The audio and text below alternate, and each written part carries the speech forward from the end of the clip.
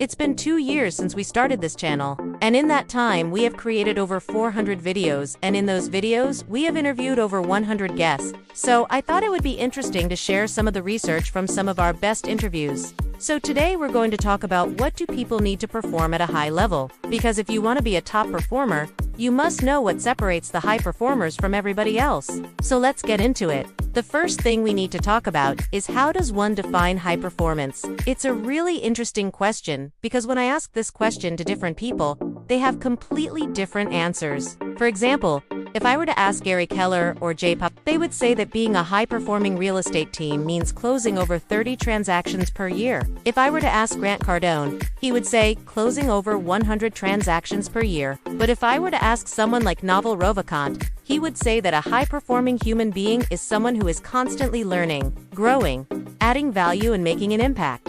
So there's no simple answer to this question. That being said, I think most people will agree that a high-performing person is someone who performs above average. Now, we don't have the exact number for every single profession, but here are just a few examples. In tennis, to be considered a high performer, you have to be ranked within the top 100.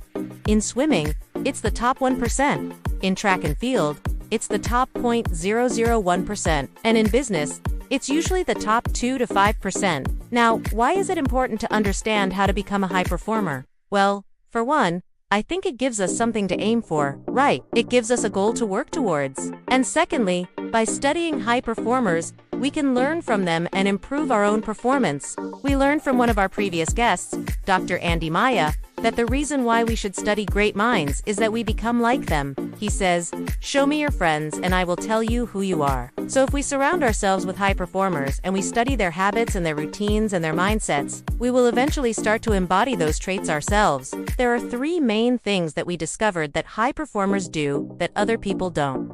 No. 1. They have a clear understanding of why they do what they do. They have a strong sense of purpose and direction. Number 2, they have a relentless focus on their goals, and they never give up even when things get tough. And thirdly, they constantly push themselves outside of their comfort zone. They embrace challenges, and they are always trying to improve. I believe that if you want to become a high performer, then you need to follow these 3 steps. First step is to find your why. You need to have a deep sense of purpose. You need to know why you're doing what you're doing. Simon Sinek talks about this in his book, Start with Why. He says that people don't buy what you do, they buy why you do it. And I think the same can be applied to life. People don't follow you because of what you do. They follow you because of why you do it. So take some time to really think about your purpose in life. What do you want to stand for? What do you want to be known for?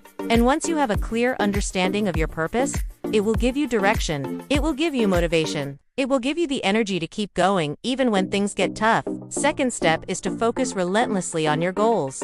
You need to have laser-like focus. You can't be distracted by what's going on around you. You need to block out all the noise and just focus on what you want to achieve. The author of the 12-Week Year, Brian P. Moran, he talks about how we should set quarterly goals instead of yearly goals. He says that if you set yearly goals, you're resetting yourself up for failure, because it's too easy to just kick the can down the road. But if you set shorter-term goals, then you'll be able to hold yourself accountable. You'll be able to see your progress and you'll be motivated to keep going. And then the third step is to push yourself outside of your comfort zone. You need to be willing to take risks, to step into the unknown, to face your fears head on. Because if you want to grow, if you want to evolve, then you need to challenge yourself. You need to put yourself in situations where you have to stretch and expand. A lot of people think that successful people, high performers, they do these things naturally. They have some sort of a special ability that allows them to perform at such a high level. But the truth is, it's not natural. Everything that they do,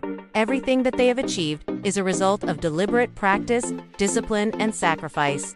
They have worked tirelessly to get where they are today. When we spoke to Malcolm Gladwell, the author of Outliers, he talked about the 10,000-hour rule. He says that it takes 10,000 hours of practice to become a world-class expert at something. And while we disagree that it takes exactly 10,000 hours, what we do agree on is that it takes a lot of hard work and dedication to become a high performer. There are many misconceptions about what it takes to be a high performer. Many people believe that it's all about talent or that it's something that you were born with. But the truth is that's only a small part of the equation. Talent helps, sure, but it's not everything. You can make up for a lack of talent with hard work, with dedication, with persistence.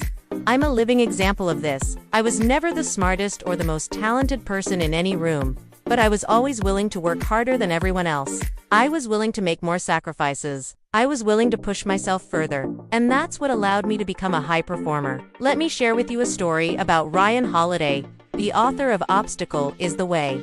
When he was younger, he wanted to be an Olympic swimmer, but he was far from being the fastest or the strongest swimmer. In fact, he was pretty much at the bottom of the totem pole. But he had one thing that the other swimmers didn't have, and that was his willingness to go the extra mile. He would train harder than everyone else. He would push himself further. And because of that, he became one of the best swimmers on the team. And he even qualified for the Olympic trials. The takeaway here is that you don't have to be the smartest or the most talented person in the room. You don't have to come from a privileged background. All you need is the willingness to work hard and the courage to take action. But it's not enough to just work hard. You also need to be smart about how you work. You need to be efficient. You need to maximize your efforts. One of the most important things that we learned from our interview with Cal Newport, the author of Deep Work, is that we should focus on deep work. We shouldn't be trying to multitask or do shallow work. Instead, we should be focusing on doing a few things really well. We should be focusing on the things that only we can do, that add the most value. Another thing that we learned from Cal Newport is that we should protect our attention. Our attention is the most valuable currency that we have, but it's also the most vulnerable. It's constantly being bombarded by distractions. So we need to be intentional about what we pay attention to. We need to eliminate distractions and just focus on what we're doing. So the key takeaways from today's episode are this. To be a high performer, you need to have a strong sense of purpose. You need to know why you're doing what you're doing. You need to have a clear understanding of your goals, and you need to be focused. You need to eliminate distractions, and you need to be willing to push yourself outside of your comfort zone. You need to be willing to take risks, to step into the unknown. You need to be willing to face your fears head on. I hope you enjoyed this episode. If you did, please leave us a review. We would love to hear your thoughts. And as always, thank you for watching, and I'll see you next time.